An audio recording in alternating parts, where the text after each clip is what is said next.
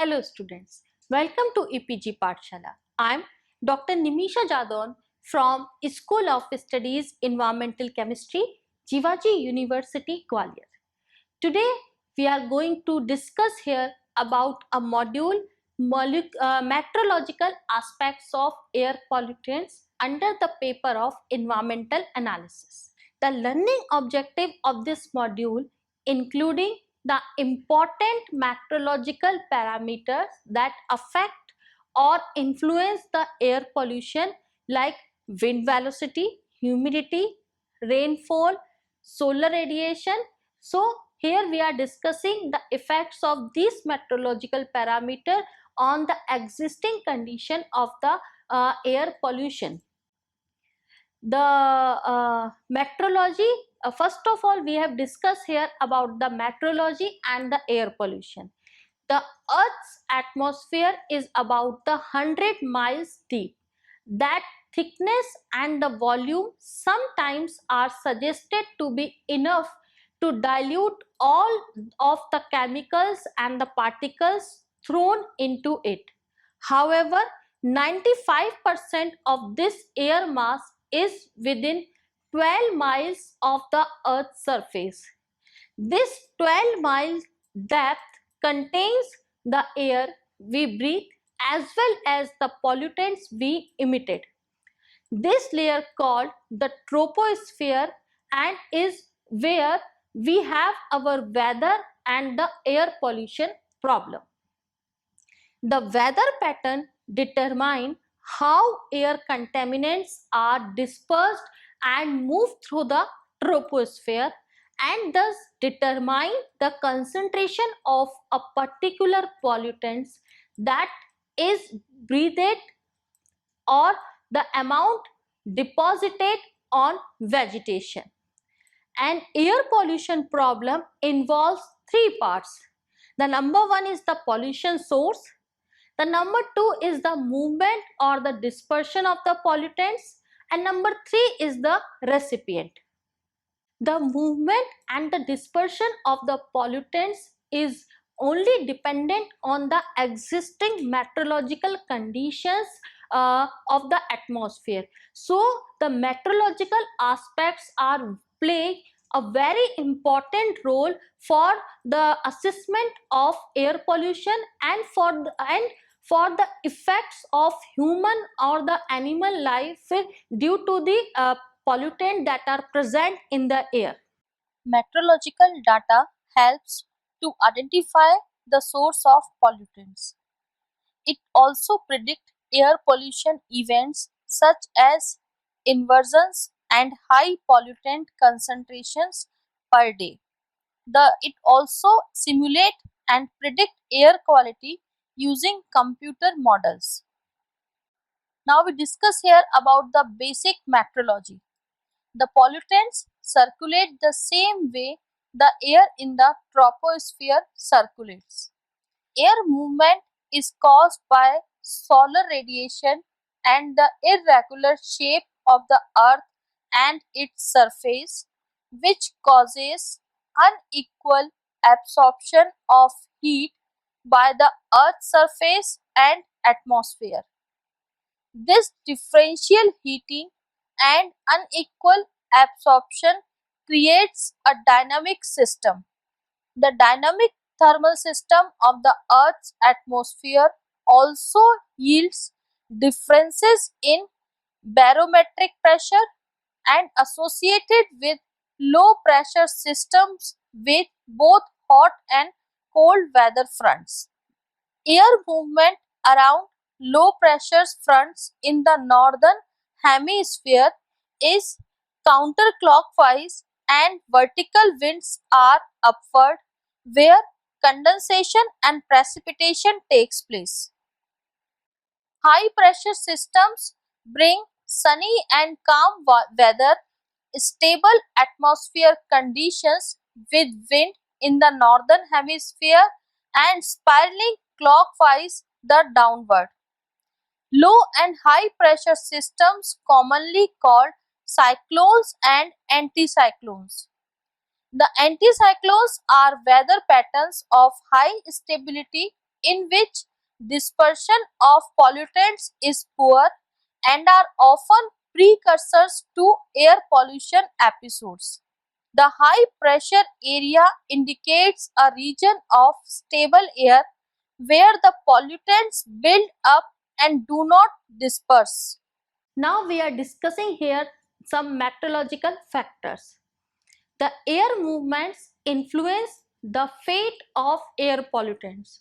So, any study of air pollution should include a study of the local weather patterns, that is also known as meteorology. If the air is calm and pollutants cannot disperse, then the concentration of these pollutants will build up. On the other hand, when strong turbulent winds blow, pollutants disperse quickly, resulting in lower pollutant concentration. The radiation is direct transfer of energy and has little effect on the atmosphere. The conduction is the transfer of heat by physical contact. The atmosphere is a poor conductor since the air molecules are relatively far apart. Then convection is transfer of heat by the movement of warm air masses. And the solar radiation warms the earth and thus the air above it.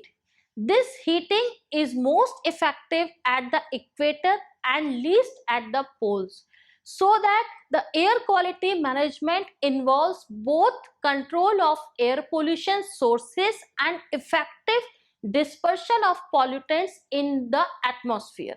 When studying air quality, it is important to measure the following factors as they can help us understand the chemical reactions that occur in the atmosphere. Dispersion of pollutants including wind speed and direction, temperature, humidity, rainfall and solar radiation. Now we discuss here about the horizontal dispersion of the pollutants. The earth receives light energy at high frequency from the sun and converts this to heat energy at low frequency, which is then radiated back into space. The heat is transferred from the earth's surface by radiation, conduction and convection. Then the vertical dispersion of pollutants discussed here. As the parcel of air in the Earth's atmosphere rises through the atmosphere, it experiences decreasing pressure and thus expands. This expansion lowers the temperature of the air parcel and therefore the air cools as it rises. The rate at which dry air cools as it rises is called the dry adiabatic lapse rate and is independent of the ambient air temperature. The term adiabatic means that there is no heat exchange between the rising parcel of air under consideration and the surrounding air.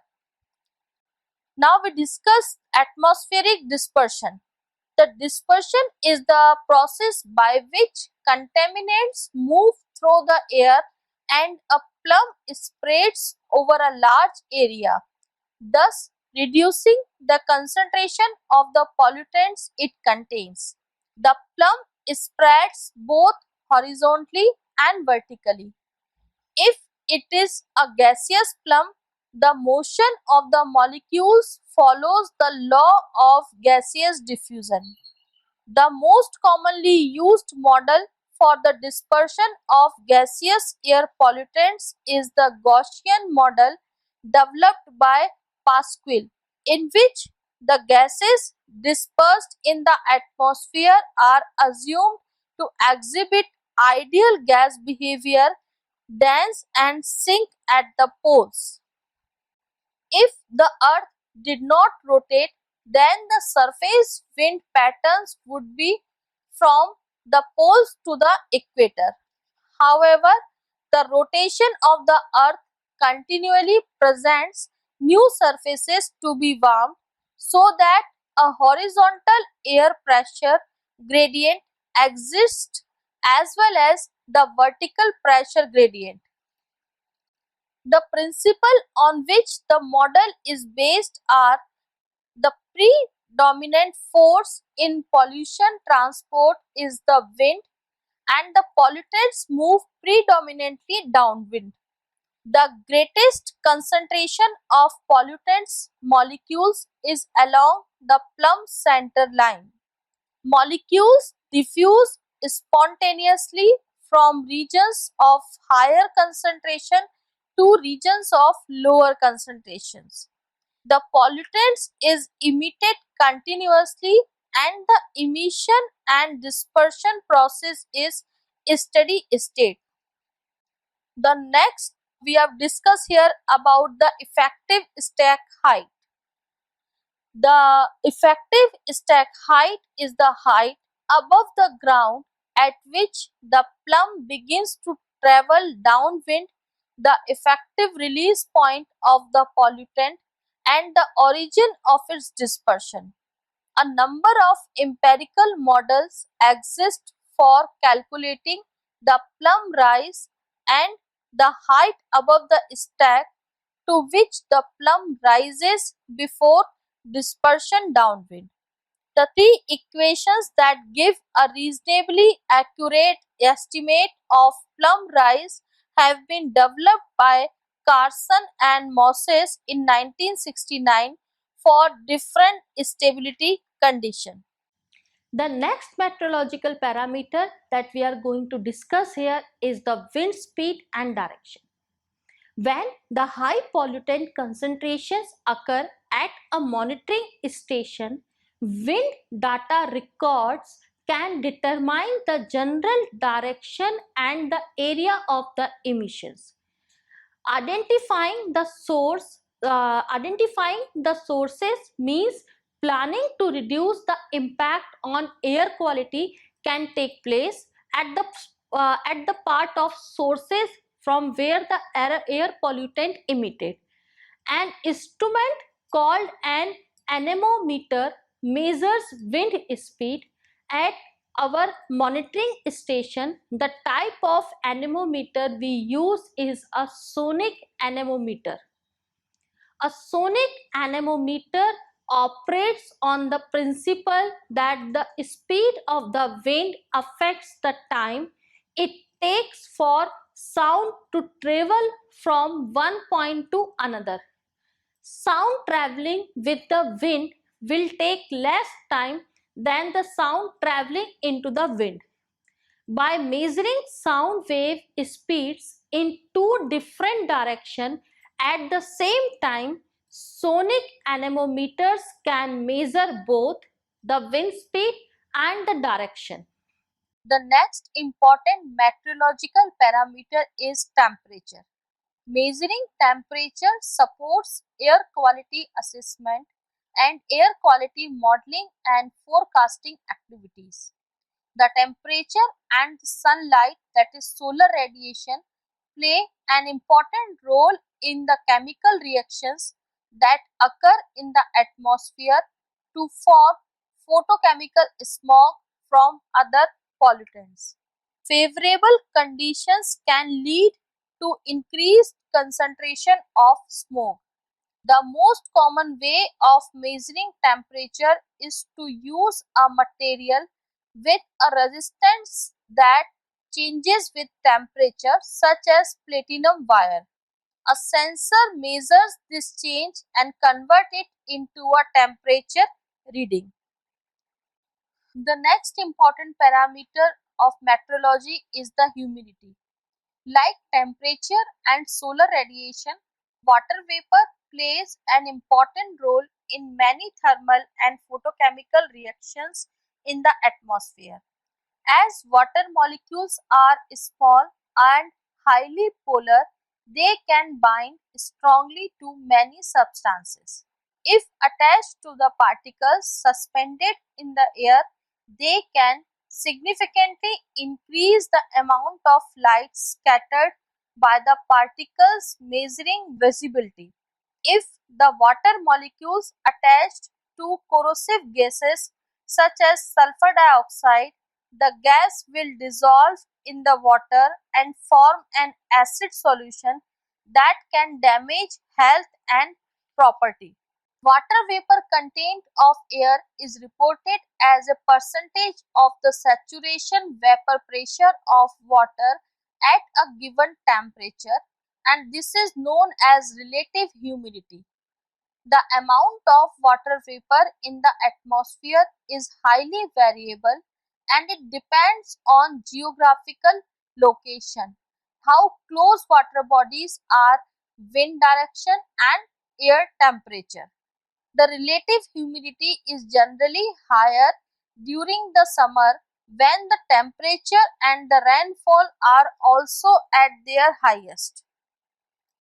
Measuring humidity uses the absorption properties of a polymer film.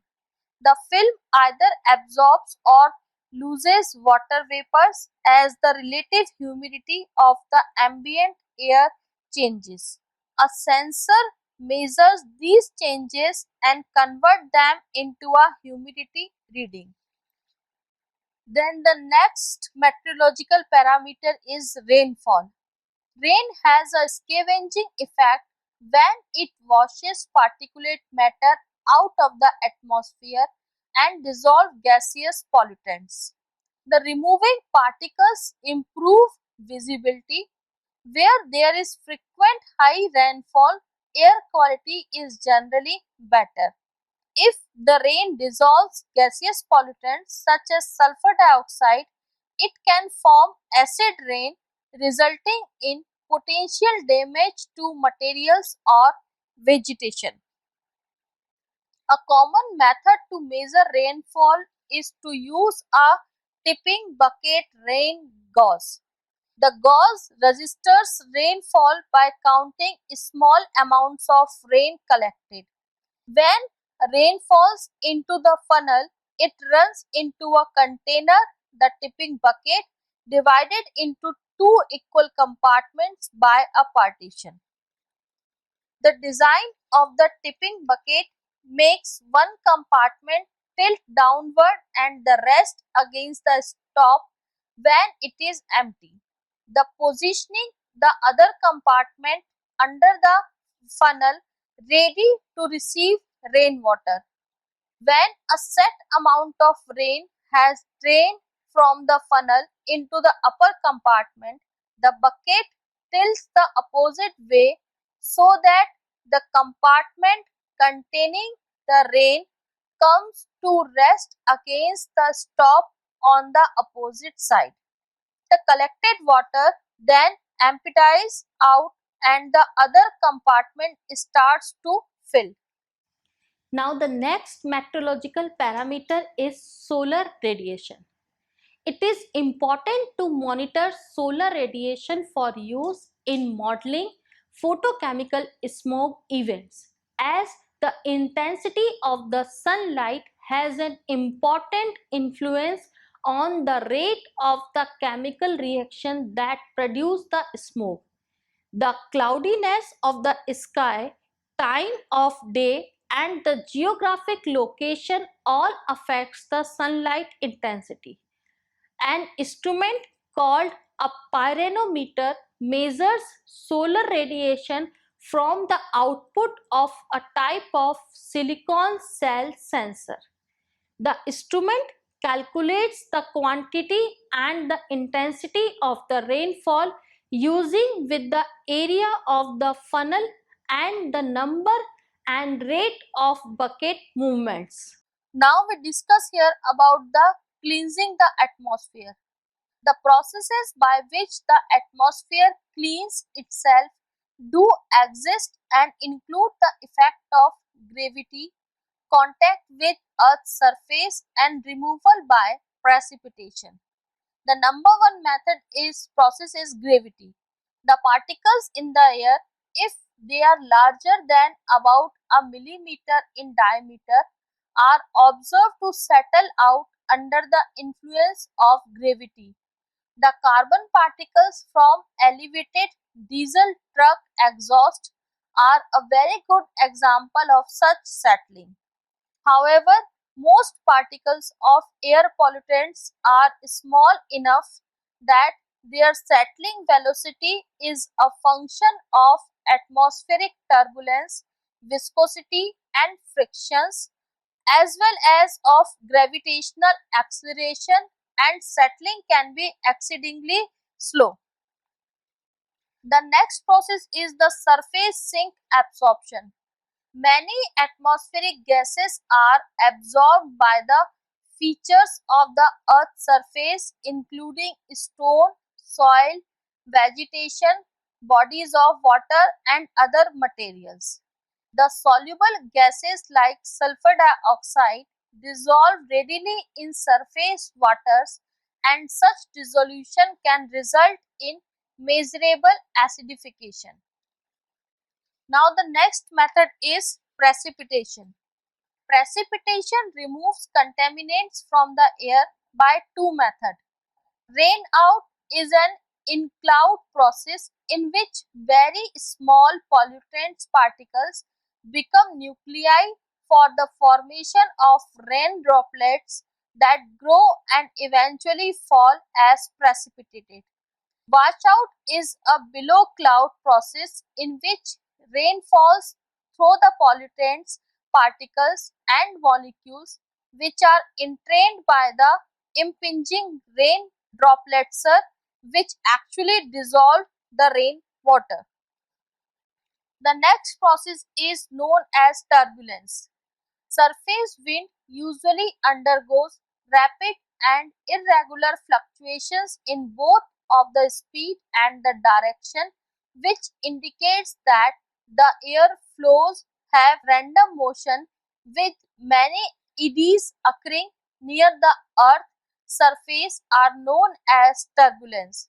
So, turbulence is an irregular motion of air over short distances in the atmosphere. The turbulent flow has the many eddies occurring in the region near the Earth's surface. The degree of turbulence has found to depend on the number of factors such as roughness of the surface, the environmental lapse rate, and the speed of the winds. Mainly, there are two types of the turbulence. They are the thermal turbulence and the mechanical turbulence.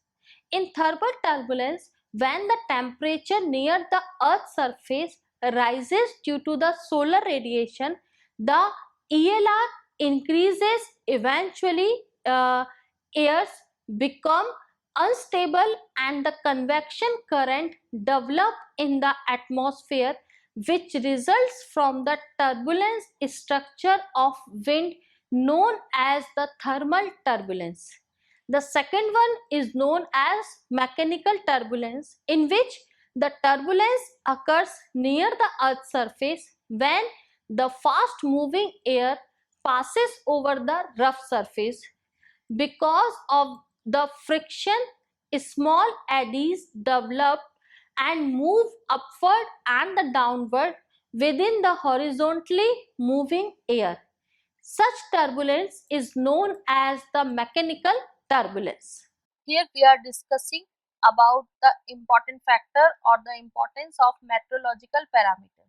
The polluted air results from both emissions into the air and the meteorological conditions that control the dispersion of those emissions. The pollutants are moved predominantly by wind, so that very light wind results in poor dispersion. The other conditions conducive to poor dispersion are the little lateral wind movement across the prevailing wind direction and the stable meteorological conditions resulting a limited vertical air movement. And last one is the large differences between the day and night air temperature and the trapping of cold air in valleys resulting in stable conditions. Fog, which promotes the formation of secondary pollutants and hinders the sun from warming the ground and breaking inversions, and high pressure areas resulting in downward vertical air movement and the absence of rain for washing the atmosphere. The air pollution can now be predicted to some extent on the basis of meteorological data. The EPA and many state and local air pollution control agencies are implementing early warning system and acting to curtail emission and provide emergency services in the event of a predicted event. So, at the end of this module, we study here about the effects of meteorological factors of pollution and how they affects the stability of the atmosphere. These meteorological parameters are playing a very important role for the assessment of air pollutants and for the abatement of air pollutants from the air by changing their conditions. Here we are discussing about the wind velocity, dispersion, turbulence, rainfall and solar radiation. Those are the main factors which are affecting the stability and the condition of the earth atmosphere. Thank you so much.